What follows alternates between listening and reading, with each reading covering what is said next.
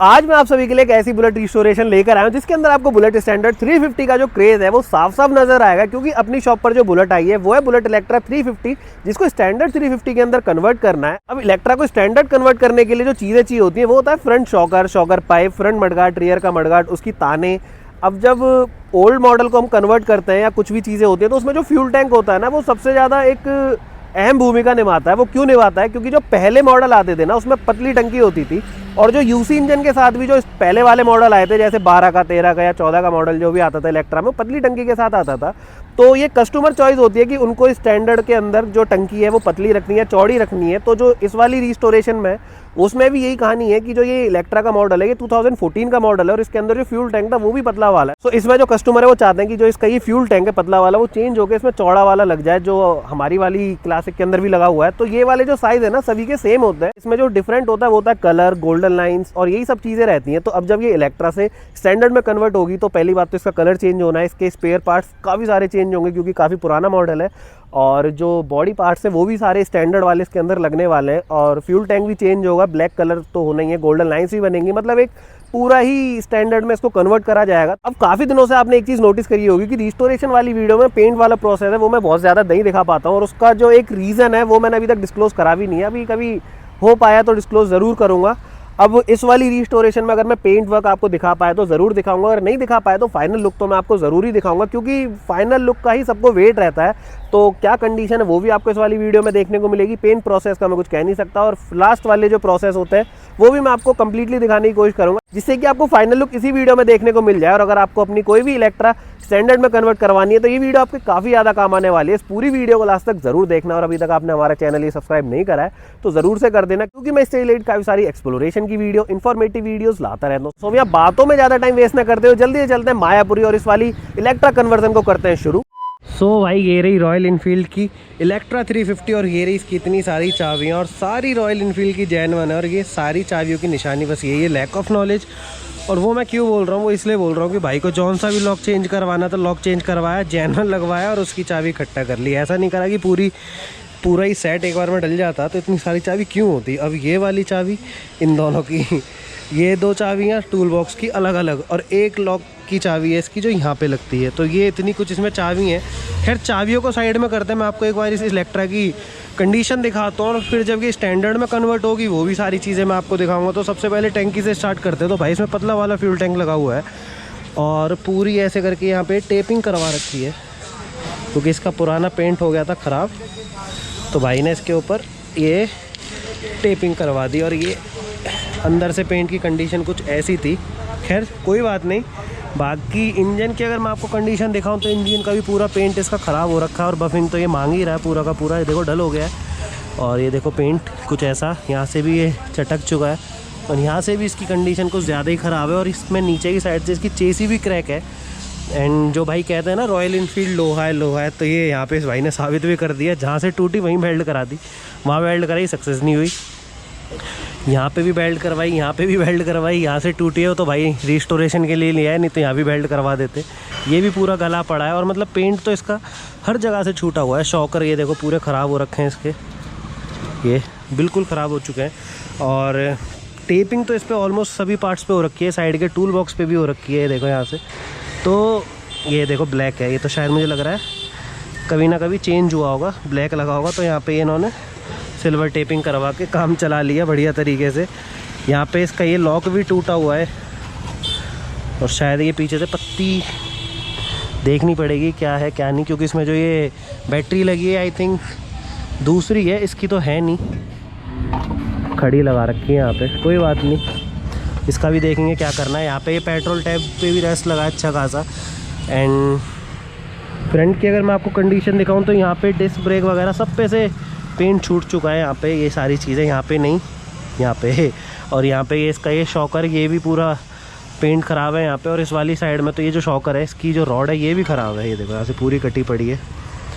And ये जो इसका ये पूरा का पूरा मडगाट है ये भी रस्ट खा के ख़राब हो चुका है यहाँ पे, देखो खैर इसकी तो अब कोई गिनती ही नहीं है, क्योंकि जब ये स्टैंडर्ड में कन्वर्ट होगी तो ये सब चीज़ें इसकी चेंज होंगी। ये मडगार्ड चेंज होगा, शॉकर चेंज होंगे, शॉकर पाइप लगेंगे यहाँ पे। एंड यहाँ पे इसका ये फ्यूल टैंक जो पतला वाला है ये भी हटेगा, और यहाँ पे वो चौड़ा वाला फ्यूल टैंक लगेगा जो अपनी क्लासिक के अंदर लगा हुआ है। और रियर से भी इसका जो ये मडगार्ड वगैरह सब कुछ चेंज होना है यहाँ पे। और पूरी की पूरी इलेक्ट्रा कन्वर्ट होगी स्टैंडर्ड में। तो रिस्टोरेशन को कवर करने में जितना मुझे मज़ा आएगा उतना ही मज़ा आपको इसको देखने में भी आने वाला है, क्योंकि चीज़ ही थोड़ी अलग सी होने वाली है। क्योंकि इलेक्ट्रा का स्टैंडर्ड जो कन्वर्जन होता है एक तो काफ़ी ज़्यादा कॉमन है, लेकिन देखने में काफ़ी अच्छा लगता है, पता नहीं क्या ही चक्कर है।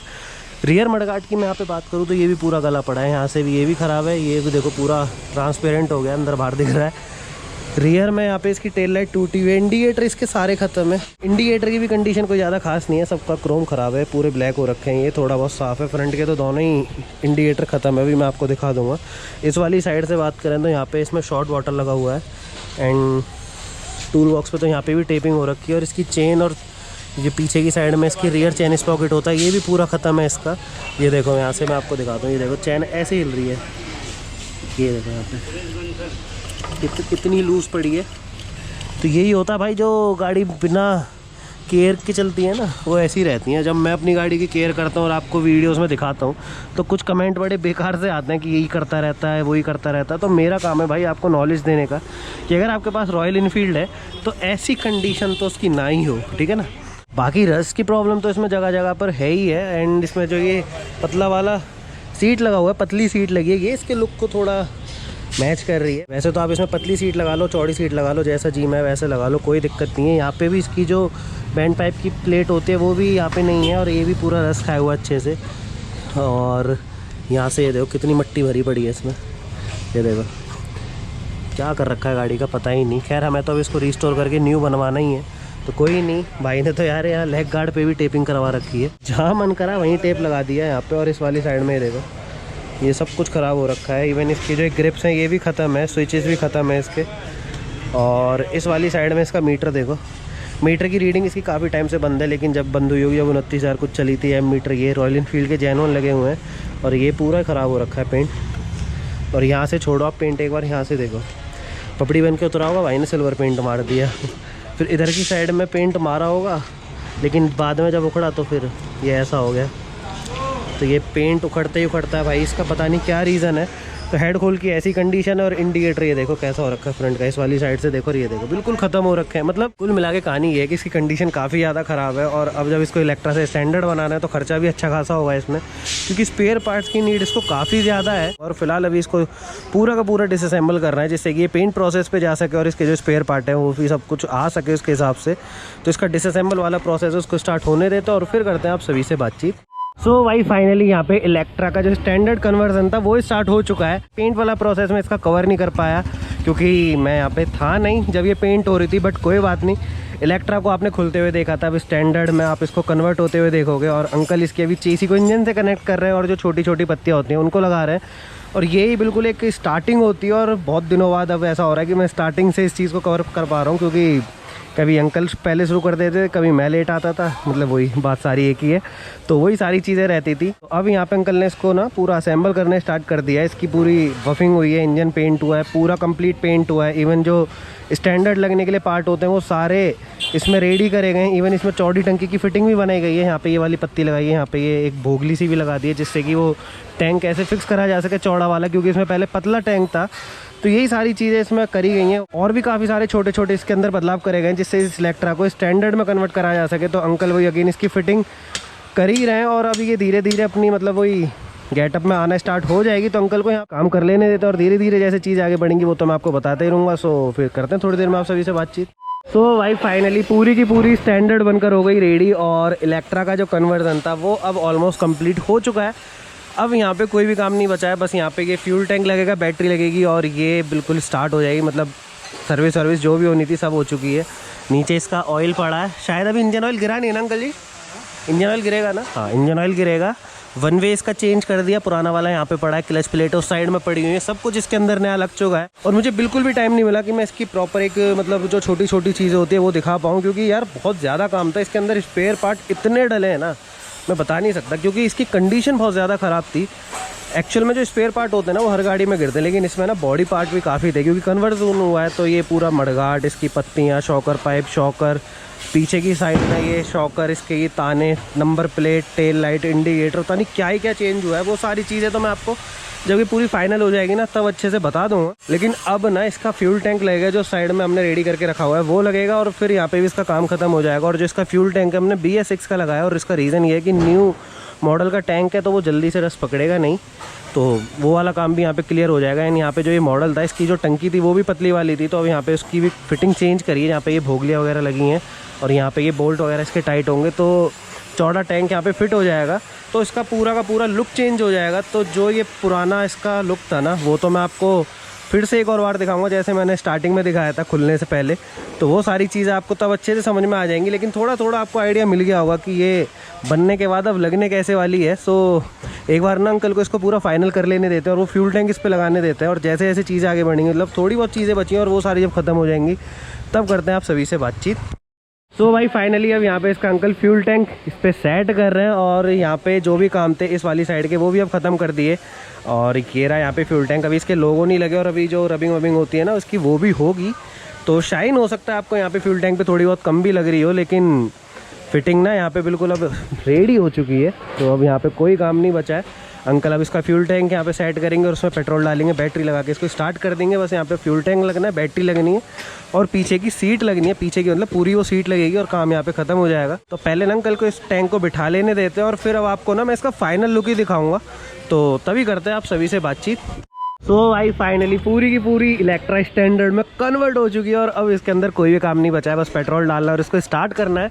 इस वाली साइड में अंकल यहाँ पे इसका इंजन ऑयल डाल रहे हैं, जो इसके अंदर से हमने रिमूव करा था, और सर्विस भी इसकी एक तरीके से हो चुकी है। फ़िल्टर विल्टर सब लग गए, ऑयल फ़िल्टर डल चुका है, एयर फ़िल्टर भी मैंने वहाँ पे लगवा दिया था, और अब इसके अंदर कोई भी काम नहीं बचा है। अब इसमें बस ये नया नया इंजन ऑयल जाएगा और ये हो जाएगी बिल्कुल रेडी टू राइड। बाकी ये सब क्लच फ्लच यहाँ पे पड़ी है, इनका तो कोई काम है नहीं क्योंकि ख़त्म हो रखी थी, और जो कस्टमर थे वो यही थे कि भाई इसमें पिकअप नहीं है गाड़ी में, क्लच देखी तो ख़त्म पड़ी थी, तो इसलिए हमने पूरा सेट ही डाल दिया प्रेशर प्लेट और क्लच प्लेट का। सो अब पहले के मुकाबले चीज़ें ठीक हो जाएंगी। वायरिंग तो सब इसकी डली थी, वो तो अभी मैं आपको पूरा ओवरव्यू ज़रूर दूंगा इस चीज़ का। बट इंजन में अब अंकल ने नया इंजन ऑयल डाल दिया और पेट्रोल डाल के इसको स्टार्ट कर लेते हैं, और जैसा भी सब कुछ होगा अभी आपको मैं बता दूंगा। तो अंकल को एक बार ना इसको पूरा सेट कर लेने देते हैं और इसको स्टार्ट कर लेने देते हैं, और फिर करते हैं आप सभी से बातचीत। सो भाई फाइनली पूरी की पूरी इलेक्ट्रा स्टैंडर्ड में कन्वर्ट हो गई, और अब इसके अंदर कोई भी काम नहीं बचा है, सारी चीज़ें इसकी ख़त्म हो गई हैं, और रबिंग वगैरह भी सब काम ख़त्म हो चुके हैं। बट यार ये सारे काम करवाते करवाते ना रात हो गई, और ये अभी जा रही है कस्टमर के साथ, इसलिए मैं इसका दिन में आपको ओवरव्यू दे नहीं पाऊंगा। लेकिन रात में आप एक बार इसको चेक कर लो, कितनी मस्त लग रही है। अगर इसकी सेल्फ मोटर भी हट जाए ना तो इसको देख के ना कोई नहीं बता सकता कि ये इलेक्ट्रा थी और अब ये स्टैंडर्ड बन चुकी है, मतलब कुछ भी नहीं बचा है। अब बस ये है कि ये डिस्क ब्रेक वाली स्टैंडर्ड बन गई है और सब कुछ इसके अंदर लग गया। स्टार्टिंग से शुरू करते हैं। सो यहाँ पे ना ये parking light, headlight, indicator, even नई नंबर प्लेट, ये मडगार्ड, ये शॉकर पाइप, शॉकर, ये सब इसके अंदर नए डले हैं। इधर की साइड से बात करें तो मीटर, एम मीटर, ये वाले दोनों स्विच, साइड मिरर, ग्रिप, ये सब नए। इवन ये फ्यूल टैंक भी इसमें चेंज हुआ है। पहले इसके अंदर बोल्ट वाला फ्यूल टैंक था और अभी ये दूसरा स्टैंडर्ड वाला चौड़ा वाला टैंक है। इसके मोनोग्राम यहाँ के इस वाली साइड के सब नए। बैटरी कवर हो गया, इंजन पूरा पेंट हुआ, यहाँ पे ये बफिंग हुई, सब चीज़ें इसके अंदर नई डली हैं। रियर में इसके दोनों indicator, tail light, number plate पूरी की पूरी, और इवन ये जो नंबर्स इसमें लिखे हुए हैं सारा सेट इसमें नया है। और ये जो नीचे रिफ्लेक्टर ये भी यहाँ पे हर चीज़ इसकी नई डाली है, मतलब लुक वाइज इसमें सब कुछ चेंज हुआ है। इस वाली साइड से यहाँ पे सेल्फ कवर, इसकी किक की रबड़, ये वाली रबड़े, साइड की सारी रबड़े, साइलेंसर, जेनवन वाला साइलेंसर इसके अंदर लगा है ये वाला, और ये ओई स्टाइल में और दूसरे ब्रांड का है, रॉयल एनफील्ड का जेनवन नहीं है, और ये कस्टमर खुद लेकर आए थे उन्हीं का है। बाकी ये साइलेंसर की प्लेट है, बैंड पाइप की प्लेट, ये सब कुछ न्यू है इसमें। सो ऑलमोस्ट ये पूरी की पूरी इलेक्ट्रा स्टैंडर्ड कन्वर्ट हो गई और बनने के बाद लग भी काफ़ी अच्छी रही है। आपको ये वाली स्टैंडर्ड लगी कैसी और ये कन्वर्जन कैसा लगा भाई कमेंट सेक्शन में ज़रूर कमेंट करना। बाकी अब इसके खर्चे की बात कर लेते हैं और जो भी छोटी छोटी चीज़ है वो सब भी मैं अब आपको बता ही देता हूँ। सो भाई पूरी की पूरी इलेक्ट्रा स्टैंडर्ड में कन्वर्ट हो गई, और कन्वर्जन के बाद जो इसका लुक निकल कर आया भाई काफ़ी क्रेजी निकल कर आया है। अब अगर इंजन के अंदर से हम सेल्फ हटा देते तो कोई भी नहीं बता सकता था कि ये वाली जो स्टैंडर्ड है ये इलेक्ट्रा से कन्वर्ट हुई है। अब इसमें खर्चा तो बहुत ही ज़्यादा हो गया, लेकिन इसके अंदर जो फ्रंट मडगार्ड है वो भी चेंज हुआ था, इसके फ्रंट शॉकर भी चेंज हुए थे, शॉकर पाइप भी चेंज हुए थे, पीछे का मडगार्ड चेंज हुआ था, पीछे की नंबर प्लेट भी चेंज हुई थी, फ्यूल टैंक भी चेंज हुआ था, चौड़ा वाला फ्यूल टैंक लगा था उसकी फिटिंग भी चेंज हुई। बहुत सारे इसके अंदर काम हुए। इवन इसका जो इंजन था वो भी काफ़ी ज़्यादा मतलब थका हुआ था, तो इसलिए उसमें ज़्यादा कुछ नहीं हुआ। बट हाँ, इसकी क्लच प्लेटें वगैरह इसके अंदर डली हैं और नया इंजन ऑयल भी गिरा था। मतलब एक तरीके से इसकी मोटी मोटी सर्विस भी हो गई, इंजन बफ हो गया, इंजन पेंट भी हो गया। मतलब जितनी भी चीज़ें रिस्टोरेशन रिलेटेड होती हैं वो सारी की सारी हो चुकी हैं। और अब ना इसके अंदर कोई भी काम वैसे तो बचे नहीं थे, अब करवाने को तो यार देखो किसी भी बुलेट में या किसी भी बाइक में आप कुछ भी करवा लो, लेकिन जो एक रेगुलर स्टैंडर्ड 350 होती है उसमें पूरी कन्वर्ट हो चुकी है। और आई होप आपने ये वाली पूरी वीडियो एंजॉय करी हुई होगी। अब वीडियो तो मैं दिन में शूट नहीं कर पाया क्योंकि बहुत जल्दी उसकी हमें डिलीवरी देनी पड़ गई थी, मतलब अंकल को जल्दी उसको डिलीवर करना पड़ गया था, इसलिए मैंने जो लास्ट का फाइनल लुक होता है वो मैंने रात में दिखाया। तो हो सकता है आपको इतना अच्छे से जस्टिफाई ना हुआ हो, लेकिन एक अच्छा खासा ओवरव्यू आपको मिल गया होगा कि अगर आपको अपनी इलेक्ट्रा स्टैंडर्ड में कन्वर्ट करवानी है तो मतलब वो लगती कैसी है कुल मिलाकर। तो मेरे हिसाब से तो ये वाला जो रिस्टोरेशन है बस शौक वाली चीज़ है, क्योंकि बहुत ज़्यादा इसके अंदर खर्चा हो जाता है। ये बॉडी पार्ट कम से कम 10-15 हज़ार रुपये के आ जाते हैं। अगर फ्यूल टैंक के साथ लेते हैं ना तो ये चीज़ 15 हज़ार से ऊपर चली जाती है।